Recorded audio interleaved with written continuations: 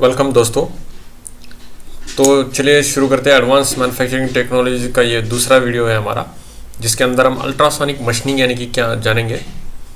तो यहाँ पर प्रीवियसली हमने एडवांस मैन्युफैक्चरिंग यानी कि क्या और कौन से टाइप्स हम स्टडी करने वाले या फिर कौन से मटेरियल उनके बारे में बेसिक्स थोड़ा सा हाईलाइट हमने जान लिया था। वैसे देखा जाए तो काफ़ी डेप्थ में सब्जेक्ट है, but definitely when we start studying so हमें एक छोटी सी एक शुरुआत चाहिए होती है। उस शुरुआत को हम कर रहे हैं, जहाँ से आप स्टडी करते करते आगे अगर डेप्थ में चले जाते हो तो ऑटोमेटिकली इन डेप्थ आप जाते हो और कम्प्लीटली जो वास्ट उसका स्टडी है वो आप स्टडी कर पाते हो। ಅಂದರೆ ನಾವು ಒಂದು ಸಣ್ಣ ಸ್ಟಾರ್ಟ್ನ ಬಿಗಿನಿಂಗ್ನ ಮಾಡಿದ್ವು ಅಂದರೆ ಅದರಿಂದ ತಾನ ನಾವು ಎಲ್ಲರಿಗೂ ಇನ್ ದ ಡೆಪ್ತ್ ನಾವು ಕಲಿತೀವಿ. So this is the small beginning, I can say. Some points we will going to study in the videos, all the videos, and that ಅದರಿಂದ ನಾವು ಆಟೋಮೆಟಿಕ್ಲಿನೇ ಇನ್ ಡೆಪ್ತ್ ಹೋಗಕ್ಕೆ ಶುರು ಮಾಡ್ತೀವಿ ತಾನೇ, ಅದು ನಮಗೆ ಇಂಟ್ರೆಸ್ಟ್ ಕೊಡುತ್ತೆ. ಸೊ ನಾವು ಇದರೊಳಗೆ ಅಲ್ಟ್ರಾಸೋನಿಕ್ ಮಷಿನಿಂಗ್ ಅಂದರೆ ಏನು ಅಂತ ನಾವು ಅದರದ್ದು ಕಂಪ್ಲೀಟ್ ಡೀಟೇಲಾಗಿ ಸ್ಟಡಿ ಮಾಡೋಣ. ಸೊ ಇದಕ್ಕಿಂತ ಮುಂಚೆ ಒಂದು ಪಾಯಿಂಟ್ನ ಡಿಸ್ಕಸ್ ಮಾಡಿದ್ದೆ ಅದರ ಬಗ್ಗೆ. ಅಂದರೆ in the non conventional machining process we don't apply the forces in some amount of the forces we are applying, but compared to the जो कन्वेंशनल मशीनिंग प्रोसेस है उससे यहाँ पर जो फोर्सेस होते हैं वो कम्प्लीटली लिटिल बिट डिफरेंट होते हैं. Okay, let us start the advance manufacturing video number 2 and in that we will going to start ultrasonic machining. Okay, चलिए शुरू करते हैं, वक्त ना गवाए. थोड़ा सा मैं फास्ट जाऊंगा ताकि वीडियो कम टाइम में ख़त्म हो जाए, आपका टाइम बचा जाए और आप आगे ज़्यादा एफर्ट डालें और असाइनमेंट्स वगैरह जो है इसके ऊपर या फिर इंडस्ट्रियल ट्यूटोरियल जो है वो आप लिख सके एक आध दूसरा, तो पढ़ने में आपका वक्त कम ज़ाया हो. ये मेरा इंटेंशन रहेगा यहाँ पर. सो चलिए शुरू करते हैं. What is ultrasonic machining? This is one of the type of the machining process. This is called as a non traditional machining process, जिसको कहा जाता है. In this in which you will going to oscillate the tool, और oscillate करके tool को oscillate करके आप material को रिमूव करते हैं. तो यहाँ पर जैसे लिखा है अब in which the abrasive content in the slurry are derived against the work forces and oscillated at the low amplitude and high frequency, ऐसे कहा गया है. तो इसको मैं कम्प्लीटली आपको थोड़ा समझने की तरह इन द डेप्थ आपको जैसे समझना चाहिए इस तरह मैं एक्सप्लेन करूँगा. यहाँ पर देखिए ये वर्क पीस है. सो इसके बीच में जो है ये अब्रेसिव स्लरी है. देन आपका यहाँ पर जो है ये टूल है and this is force you are applying, okay, from with help of the machine. And here you can see this one. ये जो टूल है ये वाइब्रेट करेगा. कैसे वाइब्रेट करेगा? विद लो एम्पलीट्यूड, यानी कि ये ऊपर नीचे फिर ऐसे जो है वो वाइब्रेट करेगा. तो यहाँ पर ये जो वाइब्रेट करेगा ये लो एम्पलीट्यूड, यानी कि ये ऐसे जैसे मेरा अभी पॉइंटर हिल रहा है नहीं ऐसे, पर उसको लो एम्पलीट्यूड कहा जाता है. यानी कि उसका जो ऐसे नहीं पूरा ऐसे मूव नहीं होगा या फिर ऐसा नहीं मूव होगा, दिस इज हाई एम्पलीट्यूड हो जाएगा. ऐसे मूव होगा तो ऐसे ही उधर ही उसी स्पॉट पे ऐसे ऊपर नीचे अगर करता है तो दैट इज लो एम्पलीट्यूड उसको कहा जाता है. और एंड देन हाई फ्रीक्वेंसी मतलब ये जो मूव हो रहा है ये ऐसे धीरे धीरे मूव होगा तो उसका फ्रीक्वेंसी कम है करके बोलेंगे. अगर in case if it is moving very fast like this then it we call it as a high frequency, that is 50 to 30 kilo hertz के से. और कितना मूव हो सकता है एम्पलीट्यूड जो वो रहेगा वो 25 to 100 microns in terms of the microns है. आई होप आपको मेजरिंग इंस्ट्रूमेंट्स के बारे में या फिर मेजरमेंट्स के बारे में मालूम है, ये कंसिडर करके मैं डिस्कस करूँगा यहाँ पर.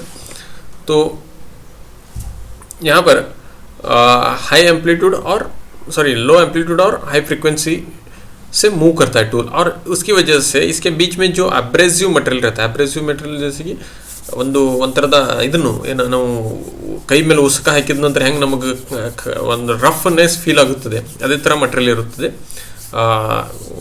जैसा खरबरा लगता है हमको हमारे हाथ के ऊपर, उसी तरह का मटेरियल रहता है यहाँ पर।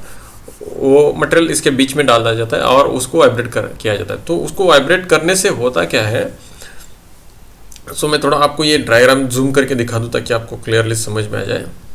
ओके, देखिए फिर से एक बार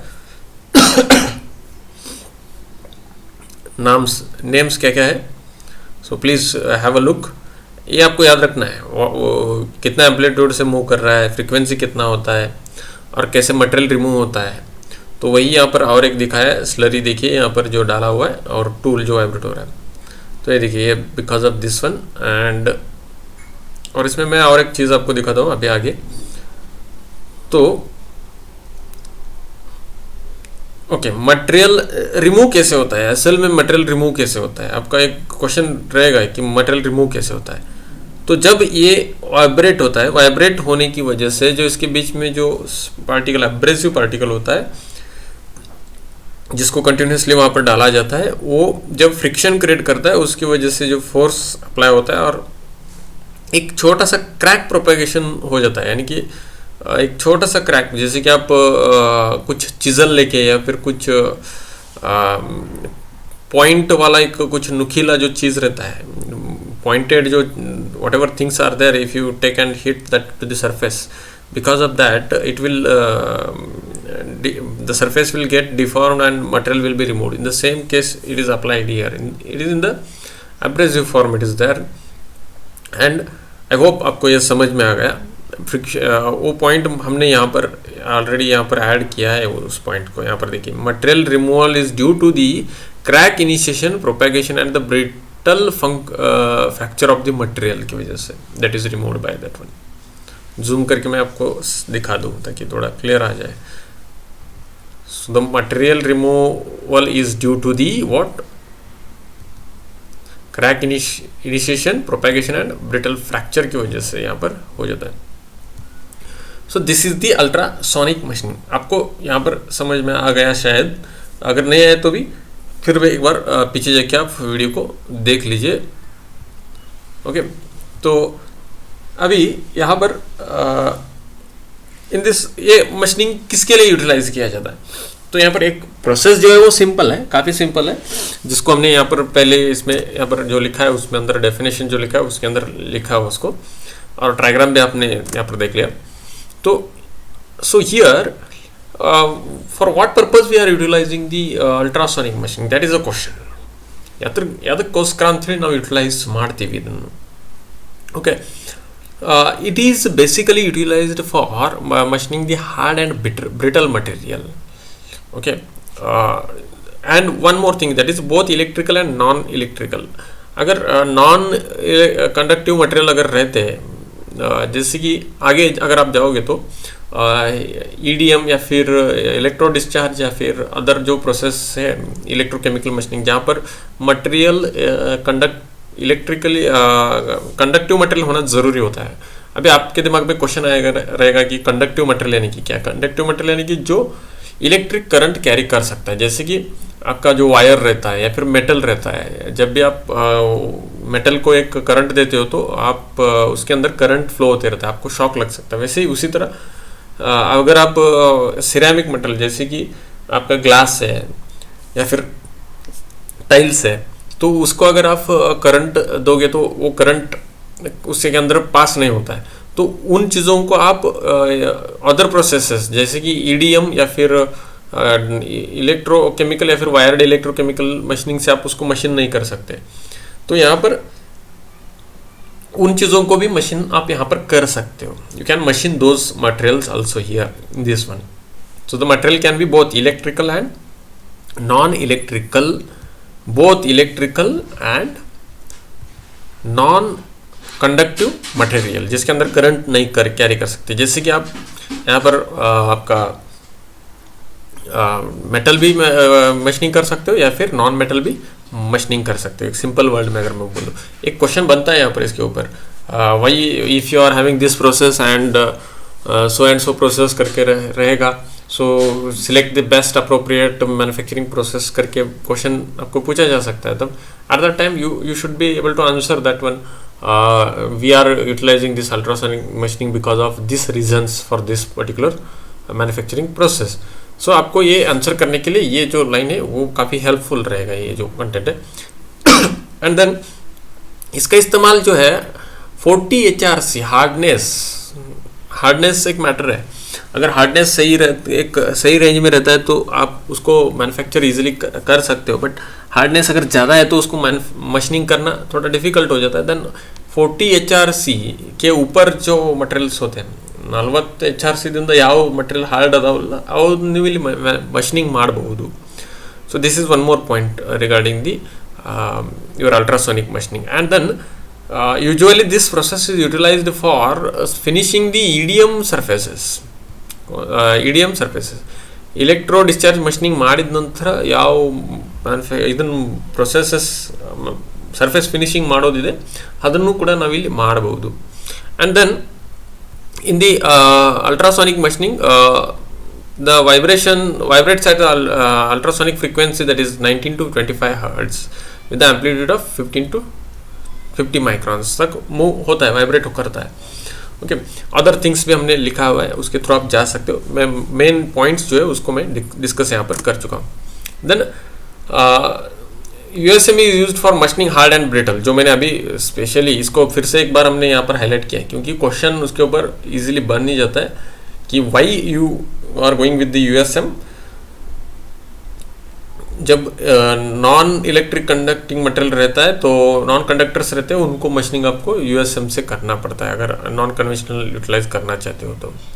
ओके, सो ये फिर से मैंने यहाँ पर हाईलाइट किया है. देन नेक्स्ट जो है other the main reason for using the ultrasonic provide better performance देता है आपको. And intensity would be the hard as extremely loud sound वगैरह, ये सब डिटेल्स जो है वो दिया है यहाँ पर. देन इक्विपमेंट्स जो है जिसको इस्तेमाल किया जाता है, तो यहाँ पर अल्ट्रासोनिक में ये जो है एक मशीन का एक स्ट्रक्चर, आप कंपोनेंट्स जो है स्ट्रक्चर है वो देख सकते हैं. एक मशीन इस तरह रहता है जिसके अंदर high power sine wave generator आपको चाहिए, और उसके बाद मैग्नेटो स्ट्रक्टिव ट्रांसड्यूसर चाहिए, टूल होल्डर चाहिए और टूल चाहिए. So this is a diagram of equipments what are utilized for the ultrasonic machining. तो ये डायग्राम है schematic representation of the ultrasonic machining, एक स्कीमेटिक. तो यहाँ पर देखिए ये ट्रांसड्यूसर है, जो अभी हमको थोड़ा जानना है ट्रांसड्यूसर के बारे में. ट्रांसड्यूसर यानी कि क्या है, उसका फंक्शन क्या है उसके बारे में, क्योंकि वो भी एक क्वेश्चन बनता है यहाँ पर. ट्रांसड्यूसर टाइप्स कौन से है, उसको इस्तेमाल क्यों किया जाता है, किस तरह उसका फंक्शन रहता है करके पूछा जा सकता है. एंड देन अदर थिंग्स भी, पैरामीटर्स भी है जिनको पूछा जा सकता है, क्वेश्चन बनता है उसके ऊपर भी. तो स्कीमेटिक अगर आपको पूछते हैं तो आप इसको ड्रॉ कर सकते हो. देन अगर आपका इक्विपमेंट्स कौन से है तो पूछा जाए तो इसके बारे में आप लिख सकते हो इन डेप्थ डिटेल. और प्रोसेस के बारे में पूछा गया तो आप इन जनरल जो है ये डायग्राम्स डाल के प्रोसेस प्रिंसिपल, वर्किंग प्रिंसिपल या फिर वर्क प्रोसेस जो है उसको एक्सप्लेन करने का तो इसको डाल के एक्सप्लेन करा सकते हो. देन आप अगर स्पेशली कुछ why we are utilizing this one ultrasonic machining या फिर एप्लीकेशन क्या है करके पूछा गया तो आप इन चीज़ों को भी ऐड कर सकते हो, जैसे मैंने हाईलाइट जो डाला है वो. देन अभी आगे हाँ, ट्रांसड्यूसर्स जो है, ट्रांसड्यूसर का मेन जो फंक्शन है तो वो जो वाइब्रेट होता है, टूल वाइब्रेट कराना ट्रांसड्यूसर का काम है. तो किस तरह करता है वो, तो यहाँ पर ट्रांसड्यूसर दो तरह के ट्रांसड्यूसर्स हैं, पीजो इलेक्ट्रिक ट्रांसड्यूसर और मैग्नेटो स्ट्रक्चर ट्रांसड्यूसर, जिनके अंदर करंट को सप्लाई किया जाता है और उसकी वजह से ये आगे पीछे मूवमेंट करता है. तो मूवमेंट करना जो है वो ट्रांसड्यूसर के ऊपर ही डिपेंड होता है. तो ट्रांसड्यूसर जो है वो दो तरह के ट्रांसड्यूसर, पीजो इलेक्ट्रिक ट्रांसड्यूसर और मैग्नेटो स्ट्रक्टिव ट्रांसड्यूसर. तो पीजो इलेक्ट्रिक ट्रांसड्यूसर जो है वो एक मटेरियल है जिसको आप कंप्रेस करने के बाद इलेक्ट्रिक करंट उसके अंदर जनरेट होता है. तो इस पीजो इलेक्ट्रिक ट्रांसड्यूसर जो है वो 900 वैट्स तक अवेलेबल है और इफिशिएंसी जो उसका है वो 95%. पीजो इलेक्ट्रिक क्रिस्टल्स जो होते हैं having the high conversation efficiency that is 95%. And then another magneto inductive transducer जो है वो आप 2000 वैट तक इस्तेमाल कर सकते हो, पर उसका कन्वर्जन इफिशिएंसी जो है about 20 to 30%, and length can be achieved with 25 microns तक इसको अचीव कर सकते हैं यहाँ पर। यानी कि जो वाइब्रेशन जो करना है ऊपर नीचे, जो टूल को मूवमेंट करना है, तो वो mainly it is depending on the piezoelectric transducer. तो इसके बारे में आप डेप्थ में अगर जाना चाहते हो तो थोड़ा सा इलेक्ट्रिकल फील्ड में आप जैसे अंदर जाओगे तो आपको ट्रांसड्यूसर कैसे फंक्शन करता है, उसके अंदर प्राइमरी सेकेंडरी कॉइल्स वगैरह रहते हैं तो वो कैसे काम करता है आपको डिटेल में मिल जाएंगे। फिलहाल हम इलेक्ट्रिक में नहीं जाएंगे, यहाँ पर सिर्फ हमको जानना है कि एक ट्रांसड्यूसर होता है जिसकी वजह से टूल का मूवमेंट होता है करके। देन प्रोसेस पैरामीटर्स क्या है अभी, यानी कि जिन चीज़ों का इम्पैक्ट पड़ता है प्रोसेस पे, what are the different parameters that will going to impact. Then here amplitude of the vibration is there, amplitude 15 to 25 microns is there। Amplitude जितना ज़्यादा रहेगा उतना इम्पैक्ट भी ज़्यादा रहेगा, कम एम्पलीट्यूड रहेगा तो उतना इम्पैक्ट वो फिनिशिंग या फिर उतना मटेरियल रिमूवल जो रहेगा वो, या फिर उतना एक्यूरेसी ज़्यादा रहेगा। Okay, then frequency of the vibration जो है वो 19 to 25 hertz. Then the feed force जो है, फोर्स उसके ऊपर टूल के ऊपर जो आप फोर्स लगाने वो that one. Pressure, abrasive size matter करता है, because material will be removed by the abrasive particle only. That abrasive particle size, whatever it is there, that will impact directly on the material removal. Then abrasive materials are Al203 silicon, that is B4C, boron, silicarbide and diamond are there. These are the abrasive. You have to remember these process parameters, इनको याद रखना है आपको। एक question इसके ऊपर पूछा जा सकता है कि what are the process parameters are there, describe the process parameters, how they will going to impact on the ultrasonic machining. Then you have to explain this one. So these are the materials and the frequency, that frequency, amplitude, how it will going to make an impact.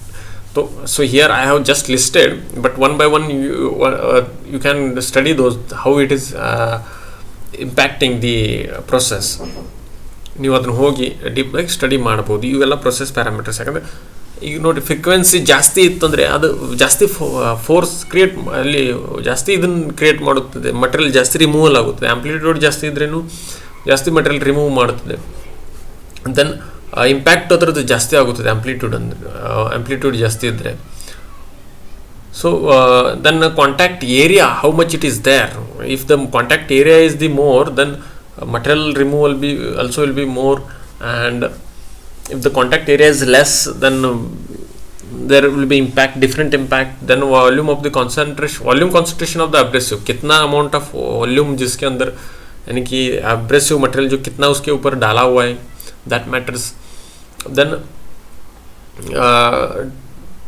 tool का impact, and tool may be when you are utilizing the tool in the tool, material of the tool is also very much important, and then shape of the tool, how it is there, and amplitude and vibration of the tool is there. So tool कैसे move करता है उसके ऊपर, then work का material जो है उसके ऊपर, then स्लरी, एब्रेसिव, ये बाकी चीज़ें जो है यहाँ पर डेंसिटी, प्रेशर, विस्कोसिटी जो है वो चीज़ें भी है जो प्रोसेस को इम्पैक्ट करते हैं। हालांकि यहाँ पर जो ये जो फैक्टर्स है इनके ऊपर ही डिपेंड रहता है कि मटेरियल रिमूव कैसे होगा, फिनिशिंग कैसे आएगा, and then how it will be accurate.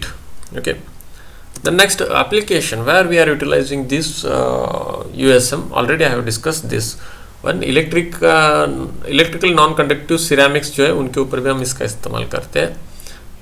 Then making the holes of the small diameter, 930 holes with the 0.032 mm has been reported. एक रिपोर्ट किया गया है यहाँ पर जो बनाया गया. then grinding like material like quartz, glass, ceramics वगैरह grinding करने के लिए. so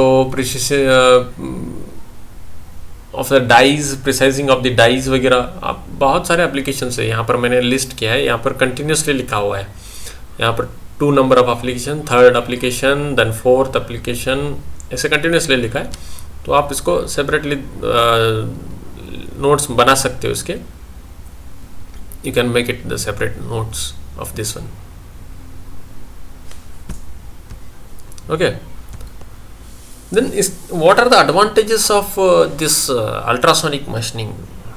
So already we have discussed that one, but we have to pick that separately.